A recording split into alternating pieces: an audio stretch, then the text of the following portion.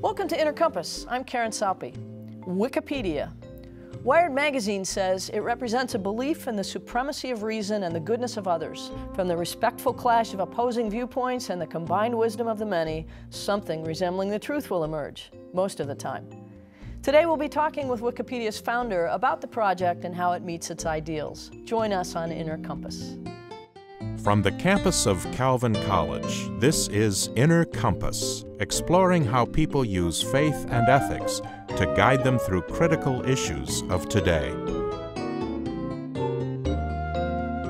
My guest today is Jimmy Wales, founder of the free internet encyclopedia project Wikipedia, one of the 10 most visited websites in the world. Wikipedia's 14 million articles have been written collaboratively in over 260 languages and can be edited by anyone with internet access. Welcome, Jimmy. Good morning, thanks. You had a vision, you said it's a life goal to distribute a free encyclopedia of the highest quality to every person on the planet. How are you doing with that?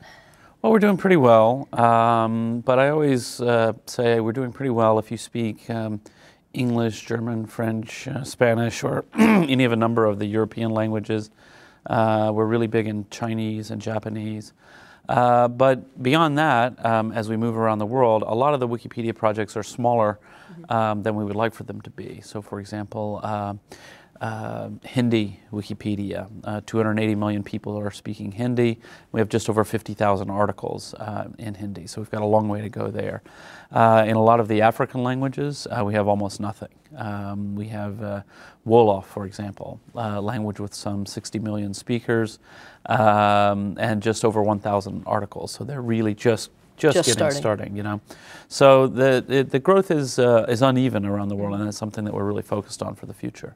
Why did you want to do this? How did you get this idea? Well, I've been watching the growth of the free software movement, or open source software as lots of people know it, and thinking about what was going on there. A lot of people don't realize, but most of the software that really runs the internet, things like GNU Linux, Apache, Perl, PHP, all the things that people are using to build websites is open source software. And meaning a lot it's of freely available to everyone, and it's transparent. Generally written by volunteers. And I saw that programmers were coming together in the early days of the web to create some really amazing things using this free licensing model to provide a social basis for what they were doing. And I realized that kind of collaboration could extend far beyond just software. You know, it makes sense if programmers want to collaborate together, they can build their own tools for doing that. So they did. They built things like concurrent versioning system, which they used to check in and out blocks of code so more than one person can work on one program at the same time. In separate places. In separate locations and things like that. And so I realized what we really need to do is get the tools for people to be able to collaborate. And that was really the original impetus for the project. And did you initially think that it should be done all by volunteers, or did you hope to have a small staff of people producing this material? I always thought that it would be generally done by volunteers because we wanted to you know, be in all the languages of the world, and we wanted it to be big. We didn't really know about the wiki editing concept, or you know, a website anyone can edit. So the first attempt at this was a very top-down system that didn't work. But we always did envision it being done with volunteers. I mean, one of the little secrets is, you know, Britannica is mostly written by volunteers. That's well, I was going to say, yeah, you know? The precedent, the Oxford English Dictionary was compiled almost entirely, or at least the data was assembled by volunteers over many decades. Absolutely. So it's not unprecedented, but... so I think the thing that's unprecedented is the scale of the collaboration, which the technology has made possible. And the wiki system does make it possible for people with minimal knowledge of the internet to go in and do some editing and saving work. Absolutely. And actually, one of the things, though, that we do know is that sometimes the editing process is a little bit too geeky. So we have a usability project underway to make it easier for people to edit. I saw recently that there's, in fact, a tutorial for new editors. I've gone in sometimes and changed a small detail that I knew, or corrected or updated a date on an entry. But yeah, and it's usually pretty easy to do stuff like that, but sometimes you'll see a beautiful, gorgeous table, and you go to try to edit it, and it's, I don't really exactly know what to do. So we lose a lot of people at that point. Yeah. Is it a matter of lots and lots of people just chiming in and adding a piece here and there, or do you have a sort of loyal base of editors who work pretty regularly? So it's some of both, but realistically speaking, we have to understand that it is the core community that really makes it all work. A lot of people think of Wikipedia as 10 million people each adding one sentence each, and there's an element of that, but really it's the core community and the values and the principles that they adhere to that really make Wikipedia function, and also the incredible amount of care they take every day for trying their best to make Wikipedia as good as possible. Yeah, yeah. So you wanted to make this available across the world and in many languages, and as I understand it, it's not so much a matter of taking an entry from the English Wikipedia and then translating it into several languages, but it's a matter of building up from the ground in each language, correct? Absolutely, absolutely. Yeah, one of the best ways to annoy German or French Wikipedians, for example, is to ask them how many articles have you translated now into your language, you know, because there is a certain tendency, I think, that English speakers are probably the worst about thinking of English as the language, and then people speak some local stuff, you know. But yeah, they're all independently written. Of course, some translation goes on, but actually one of the interesting things is that one of the reasons the English language Wikipedia is the largest is because of the large amount of translation that goes on into English.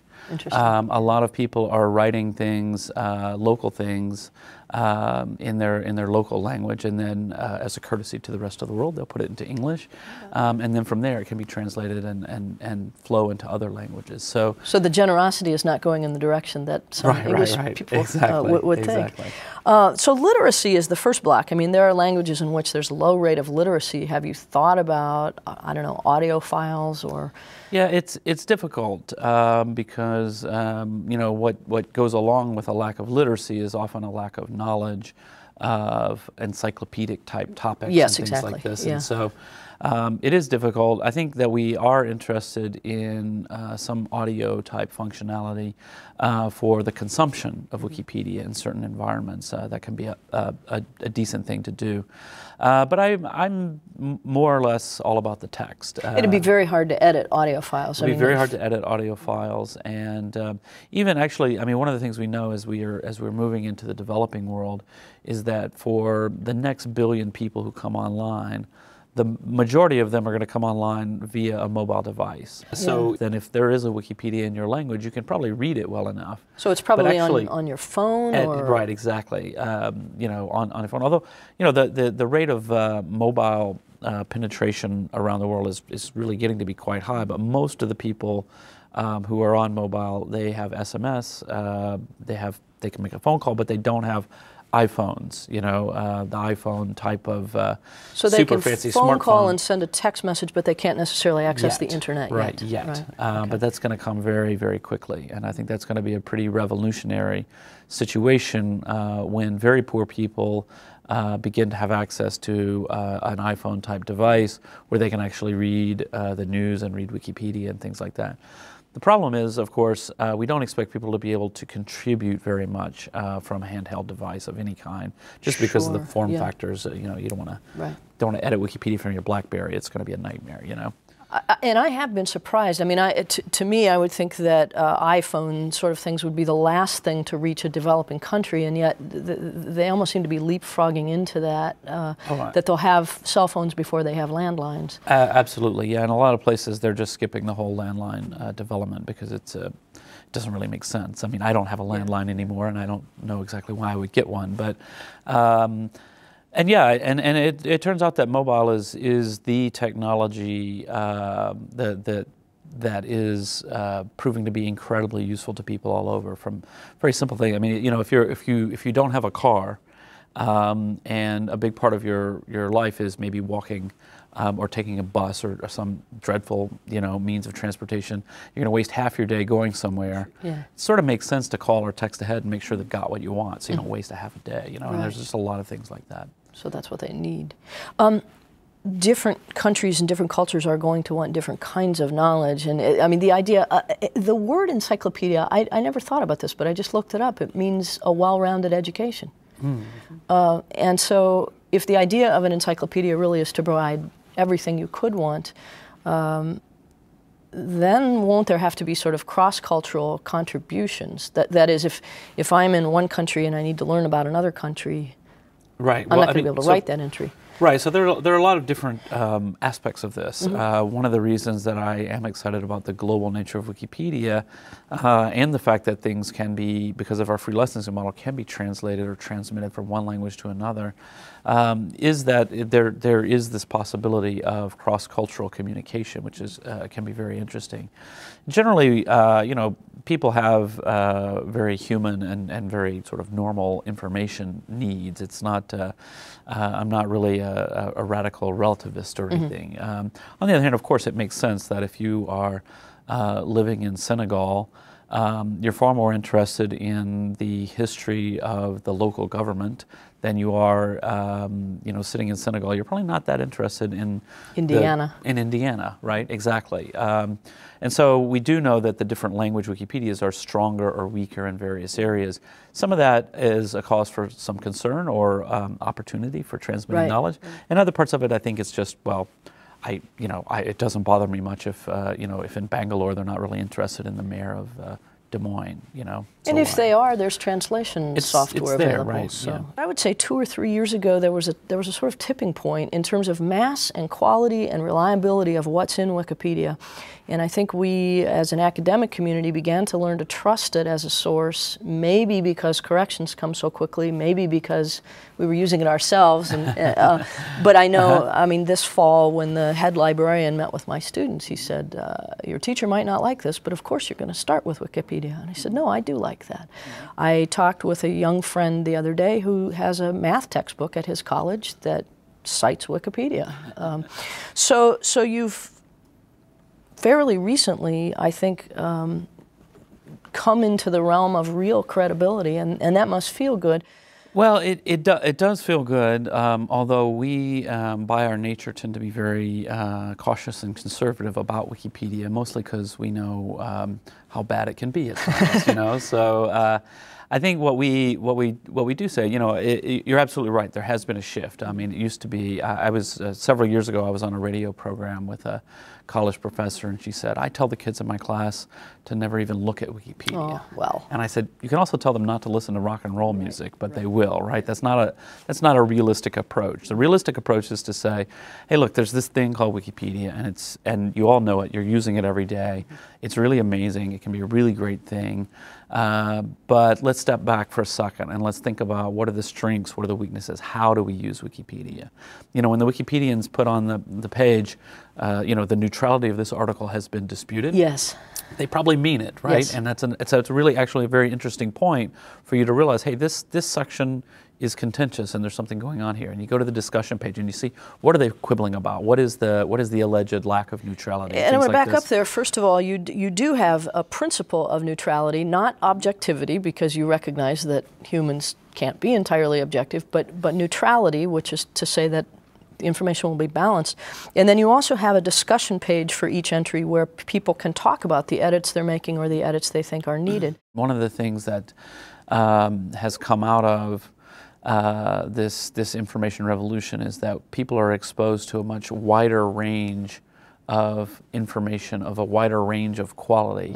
But also, I think people have begun to understand that that you always have to have an active mind, and that even the Encyclopedia Britannica is riddled with errors, sure. And I say that with the deepest respect. Yes. It's a fabulous encyclopedia. That's just the nature of human knowledge. It's just the nature of the difficulty of creating a high-quality reference work. The New York Times, a wonderful newspaper, and the Wall Street Journal, a wonderful newspaper. Both constantly running retractions. Constantly running retractions and constantly not running retractions yes. of stuff they never noticed that they got wrong or that was too not important enough. Or, you know, running articles that are clearly biased, even though they try, but things happen, you know. And I think the more that we acknowledge and realize that gee, you know, knowledge is not going to be perfectly handed down to us from on high, that we always have to have an active mind, and that we now have all the tools we need to be able to begin to cross-reference, fact-check a little bit, and also to treat whatever piece of information that we've gotten from somewhere with a little bit of due care. And I think that is a change that has come about in large part because people, ironically, because they went on the internet and they read some crazy thing about the Holocaust, Exactly, and they're like, yeah. this is weird. Relatively few of the edits are anonymous. There seems to be a kind of investment, right? In doing this I mean, carefully. I think that the bulk of the people editing Wikipedia on a regular basis are logged in. A big part of how it all works, behind the scenes, is that people do get a reputation within the community. People get to be known and appreciated for doing good work, and the users give each other awards and things like this. And if they're doing sloppy work, people will come and say, hey, what is this? Please don't keep inserting junk without references, And there must be people who come in and just try to screw things up, right? Oh yeah. Pranks? I mean, there's an ongoing sort of dull roar in the background of pranksters and things like this. Although what we do find is that most of the people who come and they edit an article and replace or stick in a curse word or something, they actually are just testing for the first time. Like they've heard you can edit Wikipedia, but they're like, that couldn't possibly be true. Let's see if they take that. Oh my God, they did. What do I do now? So some of that is like the student who puts in the middle of a long essay, are you still reading this, to see if exactly, the teacher is, right? Exactly, just to see if anybody is. Yeah. But so there's been relatively little sort of vandalism on the Well, I site? mean, it's an ongoing problem. It's ongoing, but vandalism is in general a problem that we think is it's there, and it's something that we're not happy about, but we're comfortable that we're dealing with it in a reasonably effective way. There are cases where an article is fairly obscure and nobody's really paying attention, and somebody comes and puts in a subtle vandalism, and we may not catch that as fast as we would like. Most people who are idiots are doing it for they want to show off, right? And so if you hike 50 miles into the woods, you don't find graffiti there because no one will see it, and it's sort of a similar phenomenon. Do you find that human nature is more prone to creation or to destruction? I think to creation. I mean, I think one of the interesting things about Wikipedia is that we find that the number of people who are willing to thoughtfully interact with others and try really hard to make things better is extremely high. It's almost everyone. There are a few people who are just completely antisocial and will vandalize the site. There's a few people who they enjoy disrupting, and they enjoy causing arguments, and they enjoy playing the aggrieved victim and sort of personality problems and things like this. So it's just like the rest of the world. Just like the rest of the world, but it turns out that most people are pretty nice, which we know already, right? Certainly, in any kind of work environment, or you meet some strangers on a bus or something like this, most of them are going to be perfectly normal, nice people, and a few of them will be slightly annoying. But in terms of actually like troublemakers, they're a very, very small number. Do you find that, or do you think that contributors are motivated by generosity or by sort of pride in knowing what they know? I think both, and I think other motivators are fun. Meeting people who are interested in the same obscure thing you're interested in is often a big motivator. People just enjoy the intellectual dialogue. They enjoy the feeling of we're trying to do something that's humanitarian and important, and in a world where the opportunities to do something that you feel like are really big are sometimes limited. And so I think all of those things come together to excite people about the project. All the world's knowledge could be here eventually. To an extent. I mean, all the world's verifiable encyclopedic knowledge. Which raises the question, is there such a thing as too much information? I mean, I feel like sometimes in the media that it's hard to get a clear picture of a news story because you have to filter somehow. Well, this is one of our great strengths has been to function as a synthesizer, to function as the place that people can go to get just the basics of what they need to know. Yeah. So, for example, the earthquake in Haiti, if you're out of the news cycle for a couple of days, you open the newspaper and we're on to the aftermath stories, and really getting a picture of what happened is hard to get from hundreds of news stories. You have to read a lot, you have to go back and figure out what happened. I think it was 1984. the novel 1984, in which history is constantly rewritten as political alliances shift. So we were on the same side as country X, but then a week later all the history is rewritten, so we were never on their side. Is there a danger of that with Wikipedia? We can just go delete history we don't want to remember. Well, one of the things we do is we keep the history of every article. So when you're reading Wikipedia, you can click the history tab and you can see all the old versions. They're all there. Very rarely are things deleted if they're libel, personal attacks. Certain things we do delete, but in general, all of the past history is there. And I actually think this is going to be a very fertile ground for historians in the future. Research, sure. To figure out what were they thinking back in 2003. What were they thinking? How did our understanding, like one of the examples that I'm really interested in is the questions of weapons of mass destruction in Iraq. So before the war, there were varying opinions, but even people who were opposed to the war generally thought and generally trusted that, yeah, probably they've got nerve gas stockpiles and so on. And the typical argument against attacking them is like, what are they going to do? They can't attack the U.S. with them, right? Things like this. Then slowly after the invasion and they started looking around, it didn't just happen one day that all of a sudden we realized we weren't there. It was just like, well, first day we didn't find them, of course, right? Second day, third day, and it's like, guys, we're, and eventually we came to an understanding that, probably they didn't have what was alleged.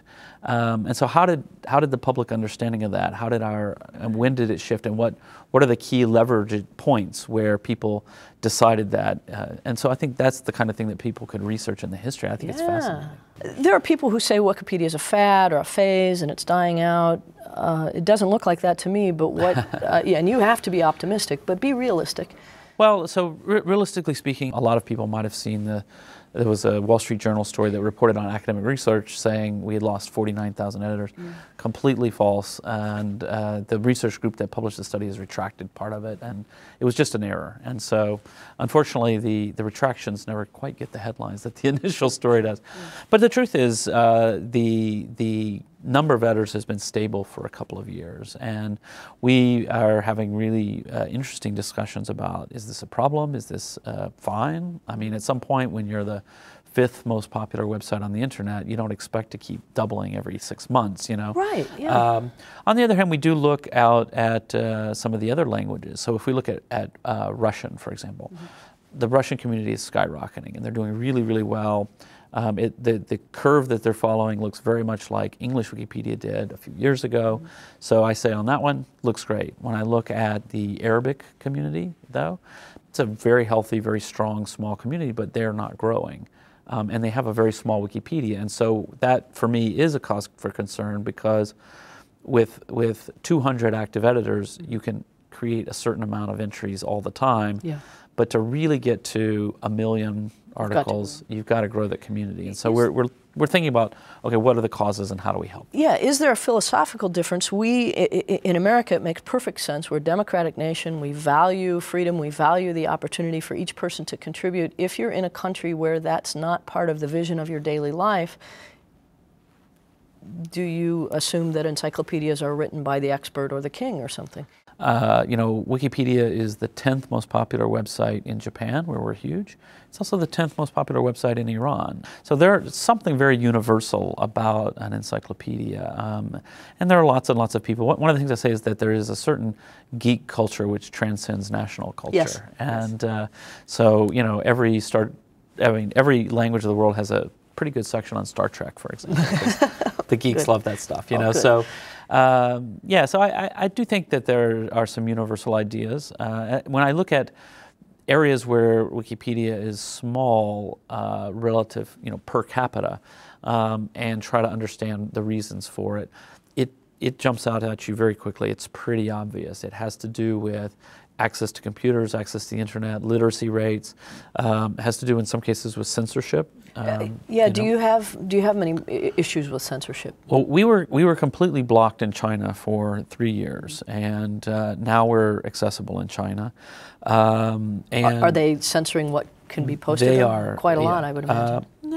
Most of Wikipedia is accessible. There's certain sensitive topics that they censor. I think China is changing, and you know, China has a very strong internet culture. They've got 2 million bloggers. They also have a pretty big infrastructure of censoring it.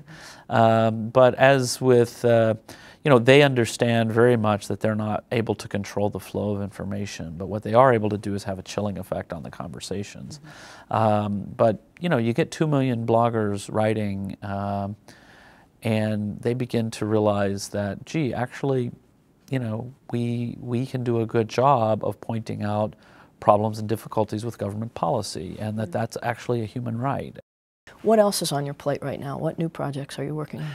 Well, at my other company, at Wikia, we say we're building the rest of the library. So we've got, you know, if you walk into a traditional library and you see the encyclopedia, it's a set of books about this big, but now think of all the other things in the library that people could work on together. So the people are doing things like humor sites, political activism sites. Just one example is there are 3 of them now, and more are going to pop up. Wikis about homelessness, where people are gathering together all of the service providers in different communities, all of the different soup kitchens, shelters, you know, the welfare aid people. They're bringing all those people together for local meetups, and inviting them to contribute to this central resource so that they can all find each other, because it's you know, one of the problems is information flow. Right. And that's great, because the typical website gets posted, and then if there's nobody there to monitor it, it's out of date within 2 months. Absolutely. Great. Thank you so much. Now I know everybody wants to turn off the TV and go online. So. My guest today has been Jimmy Wales, founder of the free internet encyclopedia project Wikipedia. I'm Karen Saupe. Thank you for watching Inner Compass.